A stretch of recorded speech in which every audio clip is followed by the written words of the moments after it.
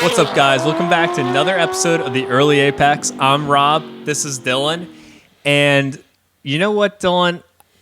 I'm not feeling good. I'm not feeling good at all. No. What's going on? What's up? What's up? I see more and more Teslas out on the street, crossovers. Okay. Just things I don't want to drive. Things I don't want to drive at all. And I'm concerned. I'm really just worried. Emotionless. Yeah, emotionless. It weighs at night. Four-wheeled vehicles.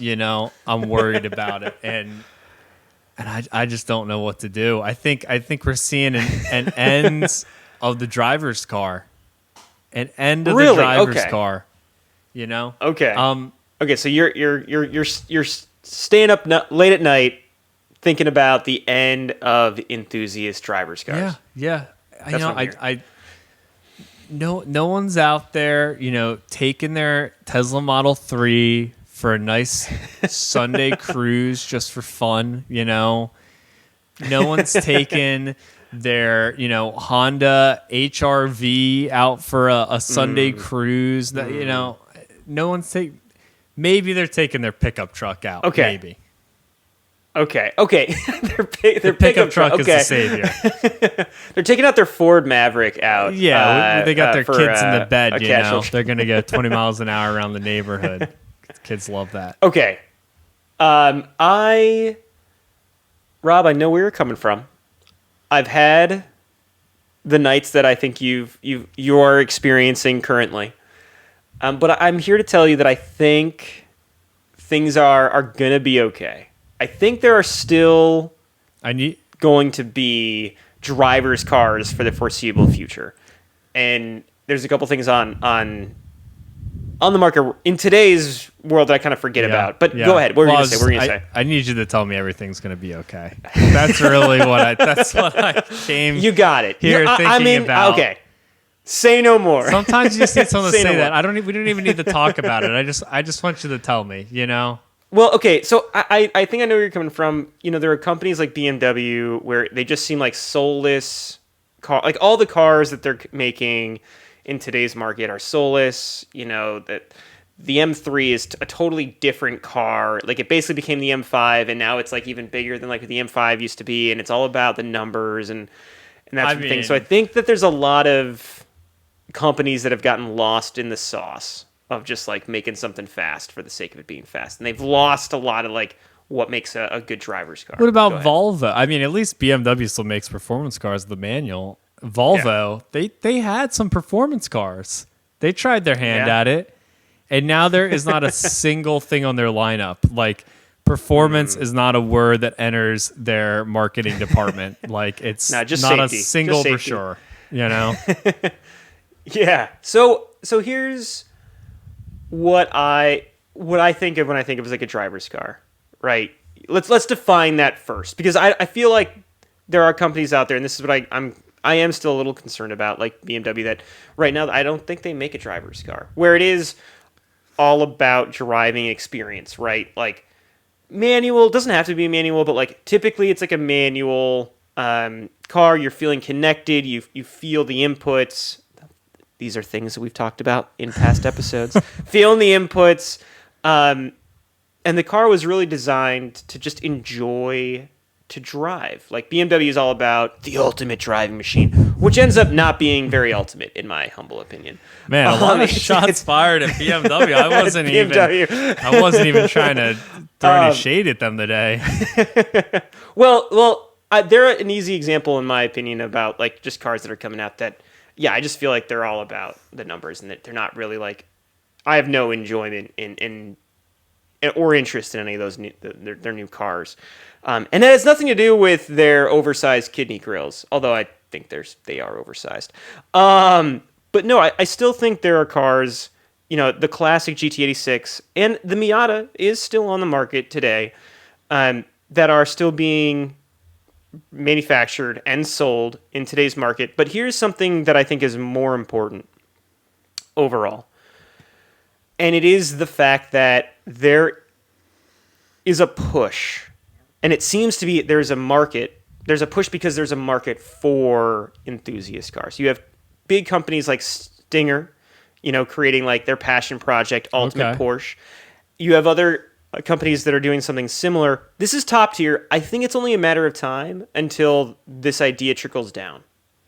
And we might have a new company join that segment of Miata and GT86 that's doubling down on this is like the fun car to drive. You're Mazda's talking about kinda a new lost car. the- You're talking about a new car. Yeah. I'm saying I think if this trend continues, I think it's only a matter of time until it trickles down to like that entry level sports car that is all about, enthusiasts and driving and that sort of thing.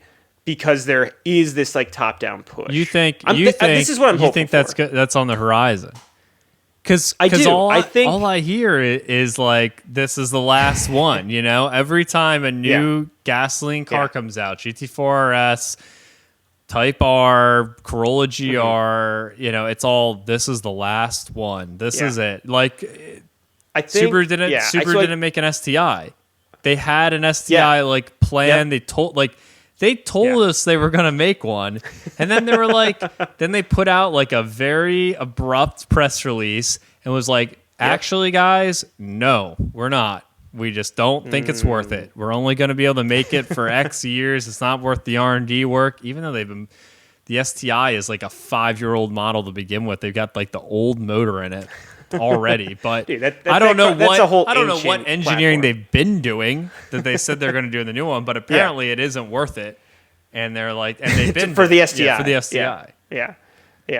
Well, here's the thing. I think I hear what you're saying, and I definitely have been down in the dumps, just like you're saying, for those reasons. But if the market can bear it, I think that there is going to be a segment for it. Now, it is a separate thing if somebody actually comes out with a new car to be in the segment, but I think that there's more of a market there than people or even like manufacturers realize, and I think it's going to remain in the market space. The thing that I might be a little more concerned about is something that's like super inexpensive, like entry level, but I think the driver's car experience is something that is going to find value in the marketplace here.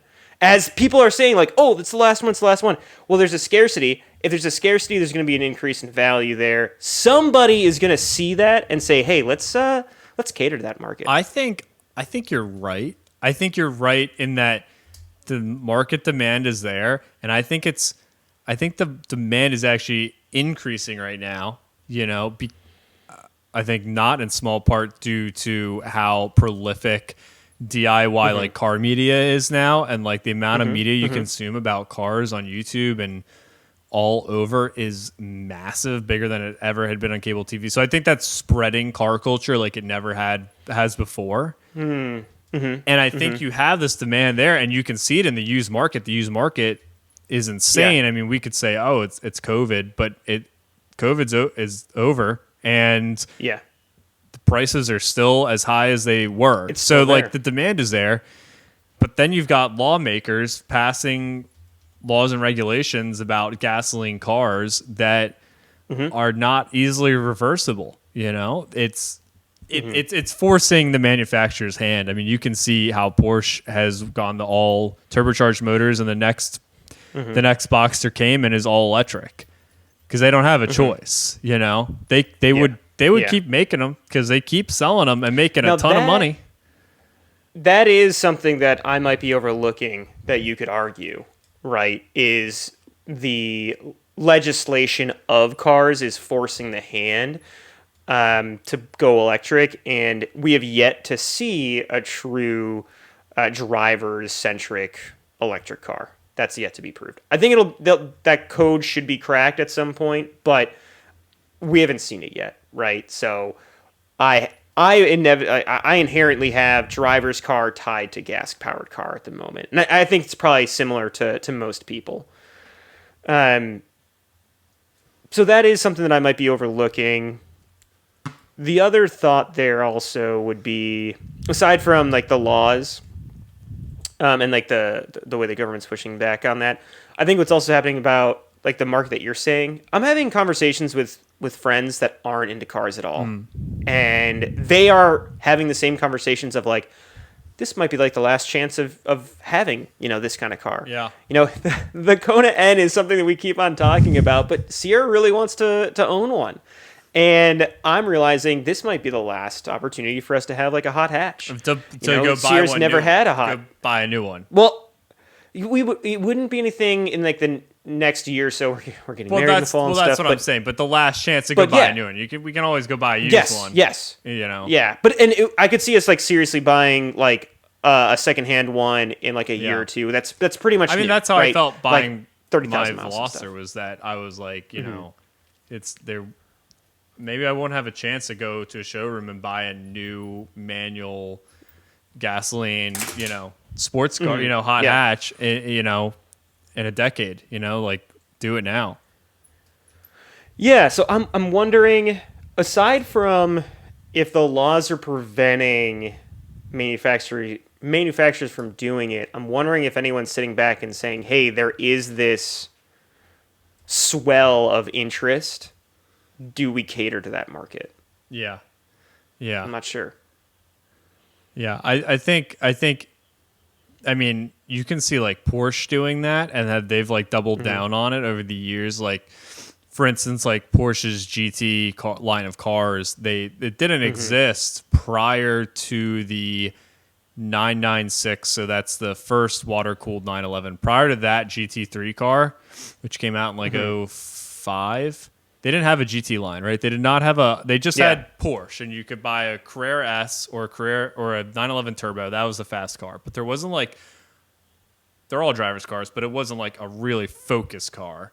And then they came out with the GT line, and they sold like gangbusters. They sold way more than they expected. And then they kept doing that generation over generation. They would sell every time. They'd go to the marketing department and say, this is the car we're building. And they'd be like, man, we can't sell that thing. How are we going to sell this $200,000 911? And then they would sell more than they could make. They'd crush it. And it's happened over and over and over and over again. And now we have cars like the GT4 RS and now the just announced Spider RS. Crazy cars, really expensive, and they're selling more than they can make. So like demand is there, like we've seen the demand there. They've seen the demand there. Other companies have. I mean, when Toyota's making GR Corolla, they're selling more than they can make. Type R, more than they can make. Like Toyota's making some really cool stuff right now, and like the GT86, the most driver centric of them, has made so many strides. Like everyone that I've seen review that car is floored by it. Like they solved all the problems of like the lack of power, the torque dip, and all that sort of stuff. And, people are on record saying best steering feel south of $60,000 in that car. Yeah, that makes me hopeful. It totally makes me hopeful. And you still have the Miata that looks like it'll still continue to be gas in the near future. Mazda's, developed Sky Active, which is like a gas-powered way of saving MPGs. Yeah, and that more sort of efficient thing. gas engine, yeah. More efficient gas engine, yeah. And they don't have an electric drivetrain today, so I think the near future is not as like dark and gloomy as everyone. I think the near future is like stronger than ever. I mean, now we're seeing some of the most incredible cars. Since like the muscle car era, like there's so many cool cars coming out. I mean, the Demon 1320, right? That's what it's called. Got announced last month. Yeah. I mean, incredible, insane cars, and the hypercar market's incredible. There's so many amazing things to buy right now. And I think the near future, we're going to keep seeing that basically right up into the wall where the EU's like, you can't sell another gas, ICE engine here at all. And then manufacturers be like, damn, it doesn't make sense to keep doing this. And I think some stuff will stick around because it'll be legal in America and South America, Mexico, maybe Canada for a while more. But Africa, I guess, but like once the EU and once China are like, that's it. Australia too will fall. Like I think it'll start to taper off on the electric side. It'll start to taper off, and we'll keep seeing cars, but there'll be a wall where it's just like they can't. It doesn't make economical sense. Point. Yeah, that's an interesting point that I was kind of overlooking. So we almost may have like kind of flipped each other a little bit. I might have a little more doom and gloom now that I wasn't really thinking about legislation and that sort of thing, but I should have been, because that is ultimately a lot of the deciding factor for manufacturers projecting over the next 10 years, because that's really like what's happening behind the scenes, right? Manufacturers are developing cars that aren't getting released next year. They're getting released 5+ years from today. So they really need to, start steering the direction of the future far sooner than the rest of us really think about it, to be honest. Yeah, I mean, I think you have the government like pushing them in that direction. I mean, whether they're doing it the right way is to be seen, but obviously that's what they want. That's what government regulation wants. They want electric cars, and so I wonder if that'll change at all in the coming years, because it does seem like some of the situations are a little unrealistic in terms of like the time frame, and how it does seem like the wall seems to be like approaching kind of sooner than later. But I think that'll play a bigger role. It's scary. It's scary. I think it'll happen much slower in America. I mean, like look at the problem that Texas had. What was that? Was that 2 winters ago now, where there were because their electrical grid is isolated from any other state, and it went down, and people died because they couldn't heat their homes. Is pretty horrific. And if you think, there's nothing out of the ordinary happening there. Now we want to we want to change every gasoline car to be electric. That is a massive amount of more electricity we need to produce. And I think we're going to get to a point where we hit that wall where we actually have electrical grid infrastructure issues because of electric cars, and that's when the public will push back against lawmakers, and there'll be like an easing out of these hard rules. Like right now, I think California has 2035 in the books for no more ICE engines or something like that. And I think like maybe we'll get there, and California will just have rolling outages year round, and everyone will be like, screw this. And then we'll have like a softening of regulations that'll kind of keep ICE production going for a while. Hey. All right. Well, what do you all think?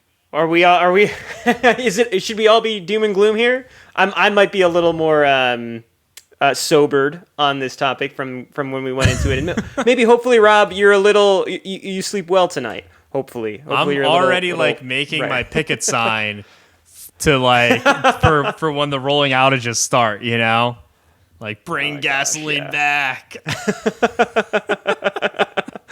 Love it. Let us know down below what your thoughts are. Well, this brings us to our second segment, FMK. And Rob, it was my job to figure out the segment and present you with 3 cars to F, marry, and kill. Today's segment is... I'm eagerly awaiting this. is late 80s Japanese sports cars. Japanese imports. It's going to be specifically 1988, year I was born. I'm the narcissist that I am. I had to choose the year I was born. 1988 only. 1988. All right. These are all cars that could have absolutely been in a Motor Trend. I didn't find a Motor Trend article specifically comparing these 3. But these are 3 JDM sports cars from 88. Now, I know a lot of people really like, the 90s. That's like the 90s nostalgia for these cars. So these are a little earlier than that. These are a little more quirky. But the first one of the 3, now the segment's a little larger than this, but I had to choose 3. So the first car in this segment is going to be from Honda, and it is going to be the CRX Si. Now, for those of you that might not know, this is a single overhead cam, 1.6. It did come in an Si with like a 6,000 RPM red line. It had like 105 horsepower. Believe it or not, yes, this was the sporty version of the CRX. Single overhead cam, huh? Yeah, and this is going to be in white. Oh, yeah. Okay, so the color's going to be white. Of course, it's a manual. That's beautiful. Front wheel drive. I love the look of this car. So we got the 88 CRX Si. Second car they are going to be choosing from is, again, the 1988 Toyota MR2. And it's not just the regular one. This is going to be the supercharged version with 145 horsepower and 140 foot-pounds of torque. Yeah. For those of you that don't know, this is Gen 1. This is the super angly MR2 mid-engine. Two-tone paint. Oh, yeah. And it's not just any color. This is a two-tone, like, white / like cream and like a gray.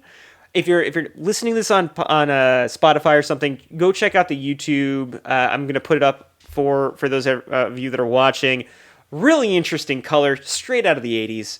And this is a dual overhead cam engine, iron block. Like, dual overhead cam on this, okay, and supercharged. Older technology though. Like, these are low numbers by today's standard. Yeah. Again, that's a small car. That's a very small car. It's a very small car. Curb weight of these was like 26 or so, I think. Okay.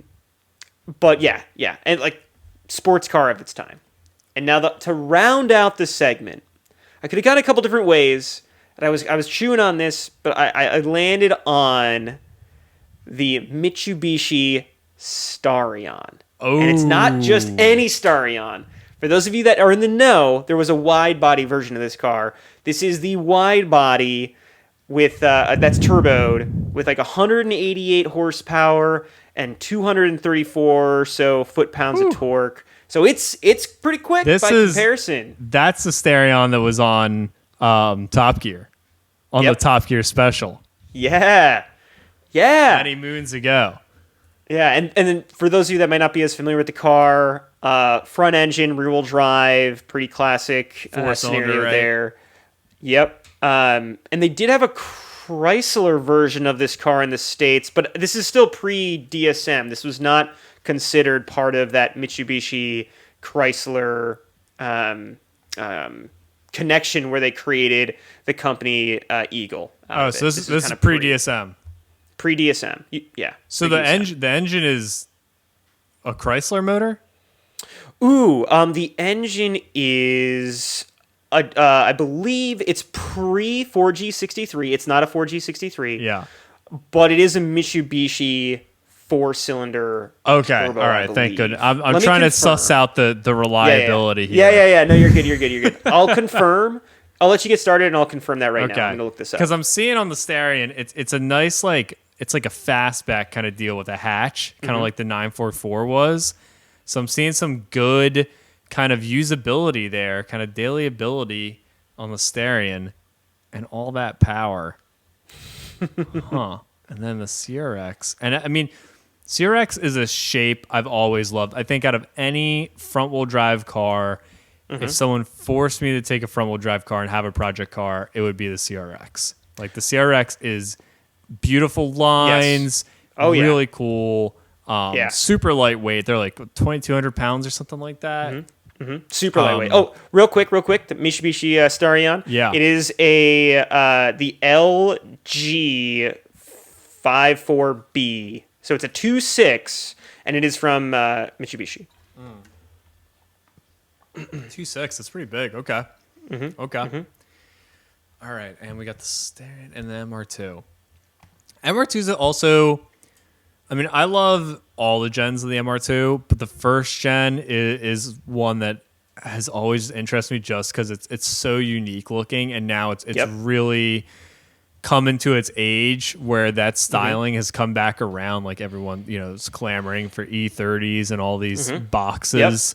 And the styling of the MR2 is so... I think I have a friend who saw one who knows enough about cars to know they saw something special, and they said, I think I just saw a key car. Like, I think I just saw, like, an AutoZam. Oh, interesting. And whereas trying to figure it out with them, and then finally we said, I was like, oh, you saw an MR2, a first-gen MR2. But, I mean, they're just that unique looking. And they're mid-engine, which is, like, it was just nuts. It's an affordable mid-engine Japanese car that isn't an NSX. Like, that's nuts. Okay. This is going to be a tough one. All right. It's going to be a tough one. I think I know where I want to go with this. I think I know. Okay. Okay. Let's hear it. So, I am going to marry the Starion. Oh, the Starion. I feel like it's the dark horse. Right. I'm taking the Starion over the CRX because also, I mean, the MR2 is just no practicality. No luggage room. Yeah. It's a T-top. You can't even put like a roof rack on the thing. It's got nothing. Okay. So it was between the CRX and the Starion, good bit bigger. You have a lot of hatch room, probably a good bit more trunk space than the CRX. Yep. But also just like having such a unique car with all that power every day, just power slides everywhere. Like that sounds like a lot of fun. Cool. And it's got the Mitsubishi motor, so I'm like, cool, that'll be reliable or reliable enough. Not CRX reliable, but it's not going to break down every time I drive it. I don't know. Of the three, to be honest, I probably trust Mitsubishi the least of these three engines. Come on, 4G. But I don't expect that to be an unreliable engine. I would trust the MR2. You're going up against. Really? Yeah. Okay. Well, also because the MR2's mid-engine, so it's me a bitch to work on. I would. Yeah. I'd say doing anything to that engine is going to be a struggle. Probably. Yeah. Which leads me to the F, the one-time fling. The one-off. What are you going to do? It's going to be the MR2. Absolutely. Okay. I've always wanted to drive one. I've never been able to drive an MR2. I really want to know what it's like. I want to feel the snap oversteer. I want to wrap it around a tree at the end of the day.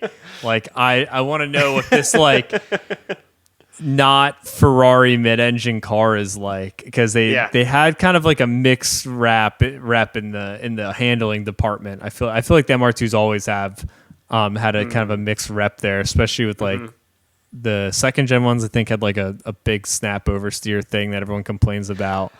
I know that the second gen was like historic. That's where I think that really came from. Yeah, was the second gen. And I mean, I can't imagine the first gen's any better because it's a way shorter wheelbase. It's still no engine, and it's still the same architecture because I think they had McPherson rear suspension design, which was kind of a limiting factor. This is also like a 10-year older car. Yeah, right. Like this, it's an old car. You're basically driving around like a Fiero. Oh yeah, it's like a Japanese Fiero. Damn, that doesn't catch fire as often. No, that would be a good segment for one for you. Okay, so the MR2 gets it. I really would love to drive an MR2. So you're gonna have to kill that CRX. Oh, it's a damn shame. Oh man, it's a damn shame. I feel like the CRX, as great as it will be, it'll just be like other things I have driven. It'll be kind of like that's what I think also makes it great is that it is a really like predictable. Like it gives you everything you'd hope it would give.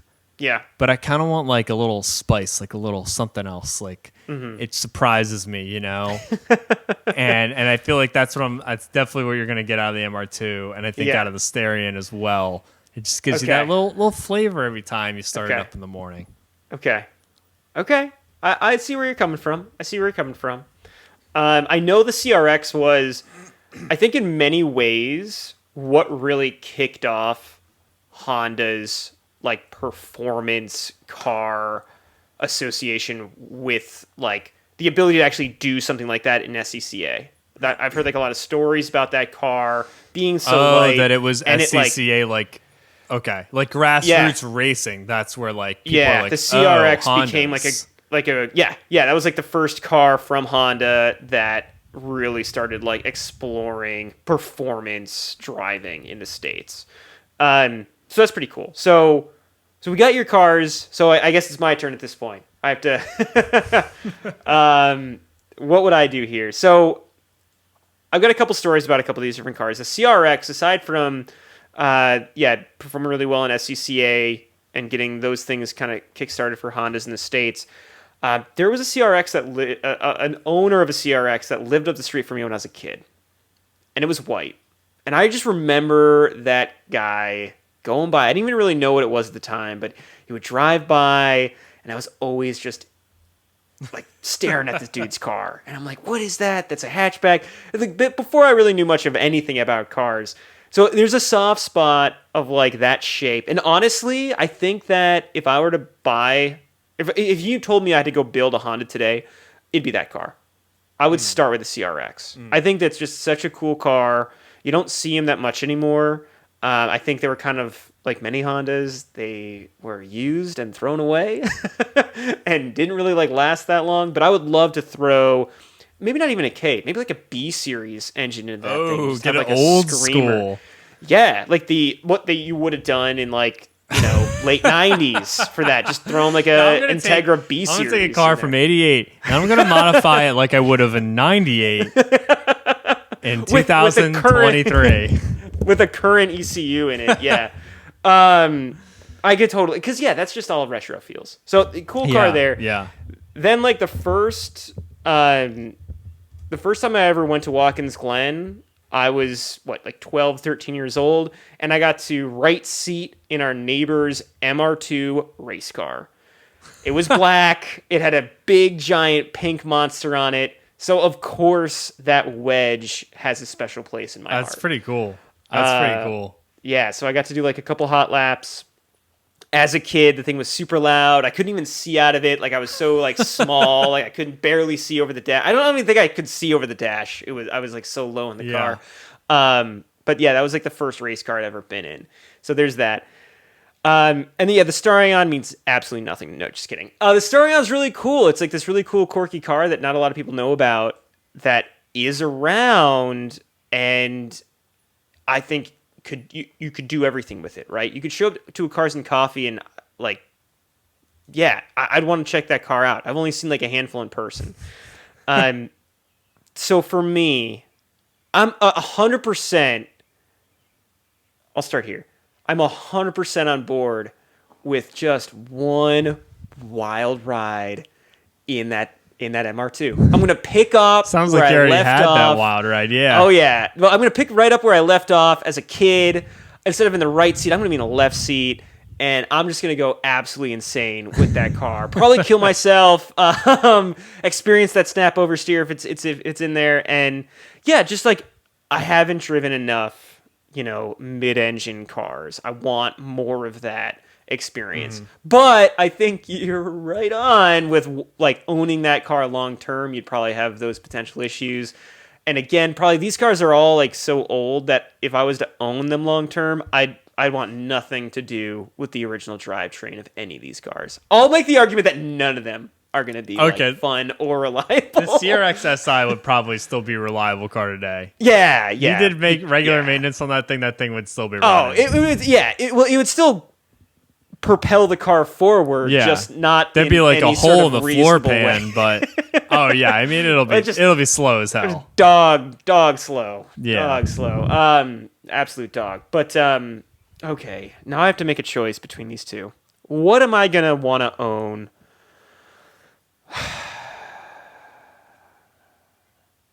Man, I'm doing like the 1,000-yard stare here. I think if I were to actually own this car long term, I think it'd be the CRX.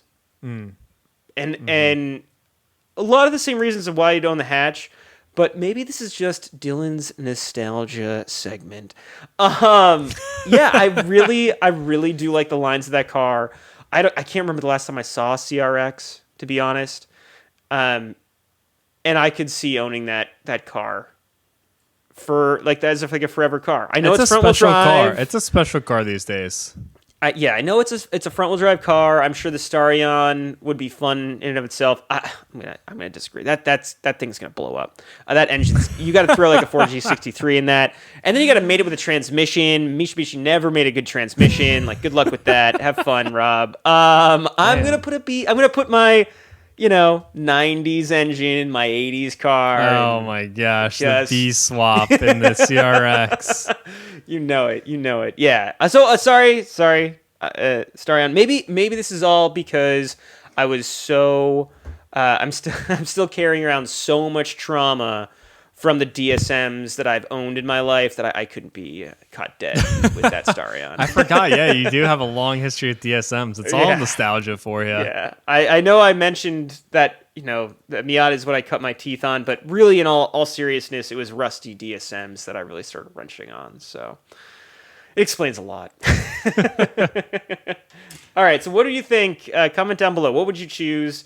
Is the car that you want forever. Actually, the Wedge. Do you want that MR2? You know, I wouldn't blame you if you wanted that car, right? If you wanted to own that car. It'd be okay. You'd be in for a life of pain, but it'd be okay. Yeah. Working on that car does not sound fun. It doesn't. Like, and I would want to engine swap that too. And that, I mean, do you know God. how many vacuum lines there probably are in that thing? The 80s was God, like vacuum. Yeah. I mean, the Starion's gonna be even worse, but the 80s was just like vacuum line hell. There's gonna be vacuum lines to run. And there's probably vacuum lines running. You know what? Like the HVAC fan. Oh my God. This is still, oh my God. I'm still so on brand with this segment. Again, choosing the reliable, low maintenance, situation. We both really stay on brand. I mean, people are just going to be calling it like as soon as you say them from now on. They're going to know exactly what we're picking. Oh my God. Yep, absolutely. No surprises from us. Let us know down below what you would pick. Yeah, what are your picks, guys? So for our last segment where we spill the tea on the early Apex, in the news that caught my eye this past week was Lia Block. For those of you, I'm sure pretty much everybody in the automotive community knows, Ken Block recently passed away. We don't really want to touch the subject until, more information from Hoonigan and there was some time had passed and we felt like it would be more appropriate to talk about. But you and I, Rob, we had a conversation early on, and my hope was at the time, obviously we want everyone to be okay and do what they want to do to make them happy, but I was really hopeful for Lia Block, Ken Block's daughter, to kind of take the mantle. And I feel like this transition was already happening. Maybe not necessarily a transition, but I feel like Lia was already becoming part of the family business. Right, where, Ken was a part of Hoonigan, and you had Lia, guest driving the Hoonicorn on Hoonigan in those, heads-up races. She's also seriously interested in, racing. She's done, I think this is her third season or fourth season of rally here in the States, doing the U.S. rally circuit. As well as doing a build series with her father, with Ken, on one of the Audis that she, worked on, and they did a whole video series on Hoonigan. So my hope was, that she could, kind of take the mantle from her father. And in this news article that just got released, you see that happening. And I'm very hopeful for the future of the brand and Lia, where BBI, Ken, before his passing, partnered with BBI. They built the Hoona Pegasus, this all-wheel drive, 1,000 horsepower Porsche to race at Pikes Peak. And they actually went to last year's Pikes Peak, but there was really bad weather. They ended up not being able to race the car. Yeah. I think there was a problem with the car, Yeah, there was their own issues with it, but the goal was for, Ken to go and race and do that sort of thing. Now, Lia is going to take the car up Pikes Peak, but it's going to not be in an official race. It's going to be more of I don't want to call it a parade lap. I forgot the exact term that they used in the article. But she's essentially going to take the car and drive it up Pikes Peak, which I think is really cool. I'm sure that car is a crazy handful, and she probably needs some more years of experience to be able to race it at its full potential. But I'm just really happy to see the car going up Pikes Peak, it being driven by Lia. And I think anyone, I'm not a father myself, but I think anyone can see the enjoyment that a father would have with a child sharing a passion. And we got to see that kind of play out, and then her continuing on without her father, but in kind of her father's footsteps within the car community and racing and this sort of thing. So I'm really hopeful. I'm really hopeful. I now follow her on social media, and I'm really curious to see what happens. So that's my main takeaway initially. Yeah, I couldn't agree more. It's we've seen her kind of in the background. Yeah. Obviously following in her father's footsteps and racing, and she's doing rally racing and everything. So I think everyone just assumed that she would keep doing that, but then with the untimely passing of her dad, yeah, it's the ball is now squarely in her court. Definitely a bit prematurely, but it looks like she's stepping up to the plate, so to speak. And I think you put it interestingly, saying the family business, because in a lot of ways, I think that's what it is. We look at athletes and say like, oh, do their kids have the same talent, the same drive, et cetera, et cetera, et cetera.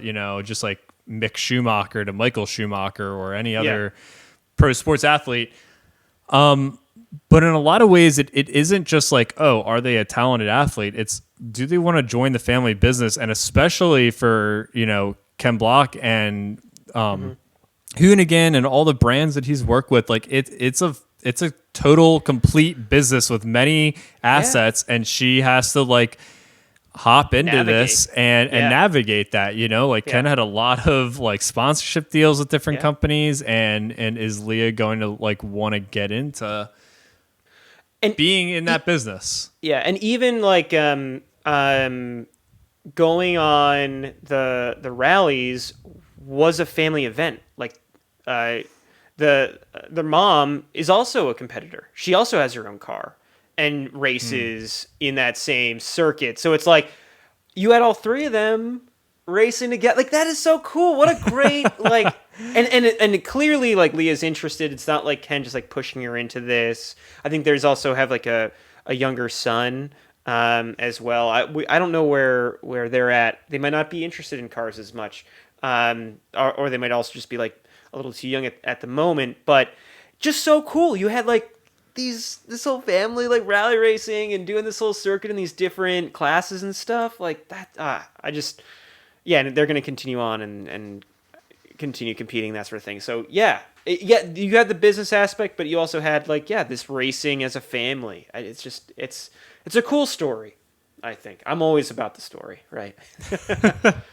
No, it is an awesome story. It's as sad as it is, it's like heartwarming to see her following her father's footsteps. And like you said, I think, any dad would be proud to have their daughter doing that and making them proud, really. And I'm sure, taking the Pegasus, that's what it's called. The Hoona Pegasus. The Hoona Pegasus, up Pikes Peak, just like he was going to, wherever he is or isn't, I'm sure if he could see that, he'd be pretty proud to see that, Yeah. Yeah. And I mean, obviously this leads into, I think this is going to happen either way, but, seeing young women as a role model in this segment, you don't see that very often. Yeah. Lia is going to be able to step into that. I think it's a terrible situation what happened, obviously. It's just a tragedy. But I can see a lot of great things in the future yet for that family and for the brand. And I'm just really curious to see what's next. Is she going to end up in a Gymkhana? What's going to happen with Gymkhana? That's kind of almost a separate brand at this point. But, we had Travis Pastrana. We're going to get some other, people in there. They've had, tribute liveries in a lot of the different races. Travis has had one. Lia's currently running, basically what like the old DC liveries that Ken had when he first started racing in rally. So it'll just be interesting to see what unfolds, but I'm really happy with what's happened so far. Obviously they need their time and that sort of thing, but I think they're making the best of a terrible situation at the moment.